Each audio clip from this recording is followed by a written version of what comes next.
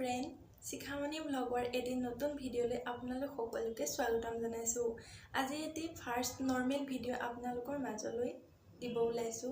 যদি ভাল লাগে লাইক এণ্ড কমেণ্ট কৰিব আৰু অনাগত দিনবোৰত মোৰ যিকোনো ভিডিঅ'সমূহ আপোনালোকৰ পাবৰ বাবে মোৰ চেনেলটো ছাবস্ক্ৰাইব কৰিবলৈ নাপাহৰিব আৰু লগতে থকা বেল আইকনটো প্ৰেছ কৰি অল কৰি দিব যাতে মোৰ সকলো ভিডিঅ' আপোনালোকৰ মাজত নটিফাই হৈ থাকে।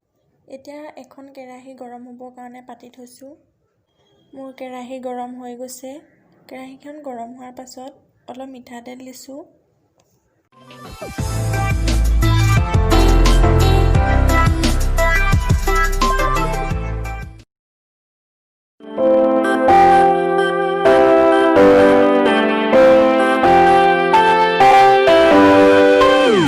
তেলখিনি গৰম হোৱাত পিঁয়াজখিনি দি দিছোঁ কাটি থোৱা আৰু লাহে লাহে লৰাই আছোঁ।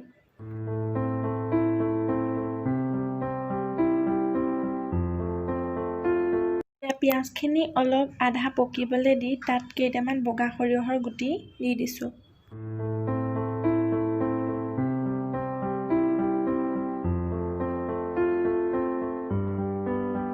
আৰু তাত দুটা কাটি থোৱা শুকান জলকীয়া দুটা দি দিছোঁ।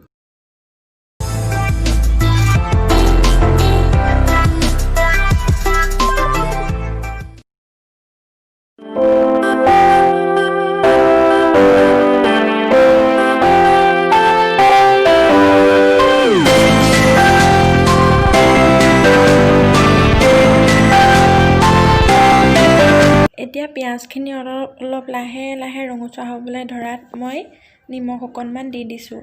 নিমখ দিলে যিহেতুকে মাংসখিনি দিয়াৰ পাছত সোনকালে লাগি নধৰে।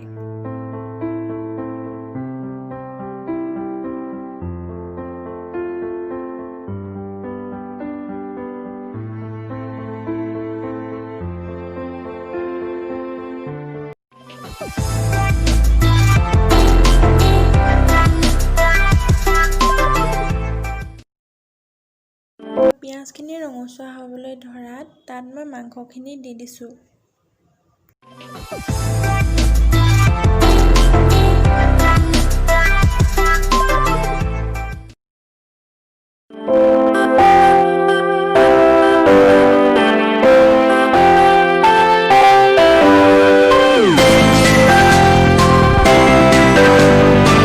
আৰু মাংসখিনি লৰাই হোৱাত তাত মই অলপ হালধি দি মাংসখিনি পুনৰ লৰাই দিছোঁ।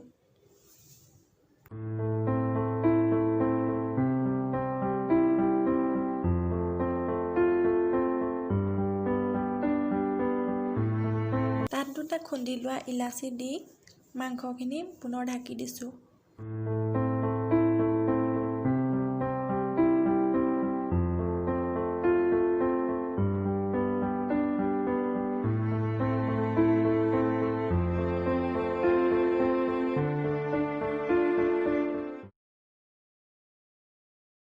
আৰু এতিয়া মই মাংসখিনিত দিম চিকেন মছলা, ৰঙা জলকীয়া গুড়ি, ধনিয়া পাউডাৰ, জিৰা আৰু আদা নহৰু পেষ্ট।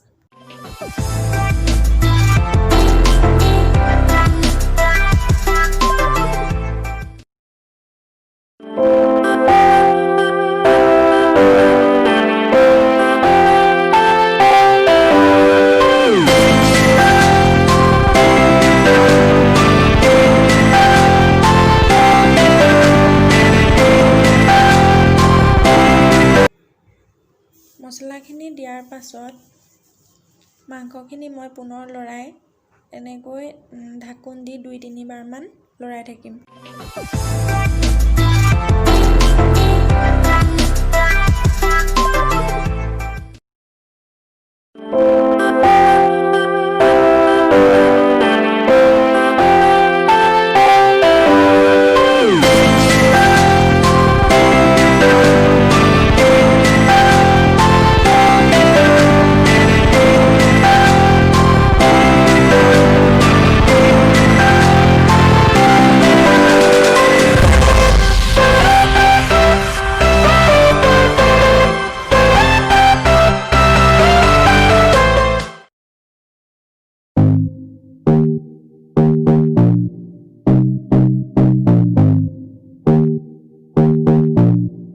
মোৰ মাংসখিনি প্ৰায় ৰেডি হৈ গ'ল। এতিয়া মাংসখিনিৰ ওপৰত মই কাটি লোৱা ধনিয়া আৰু পদিনা পাতখিনি দি দিছোঁ। খুবেই সুন্দৰ হৈছিল খাবলৈ, ইমানেই আছিল। ফ্ৰেণ্ডছ, ভিডিঅ'টো বাৰু কেনে লাগিল আপোনালোকৰ? ভাবিছে চাগে নহয়নে চিকেন ফ্ৰাইনো কোনে বনাব নাজানে, কিন্তু তেনেকুৱা একো নহয়। মই যি ধৰণে সাধাৰণভাৱে বনাওঁ তেনেকৈ আপোনালোকৰ মাজত শ্বেয়াৰ কৰিলোঁ। আৰু মোৰ ইয়াত যিকোনো ৰেচিপি পাব অতি সাধাৰণভাৱে।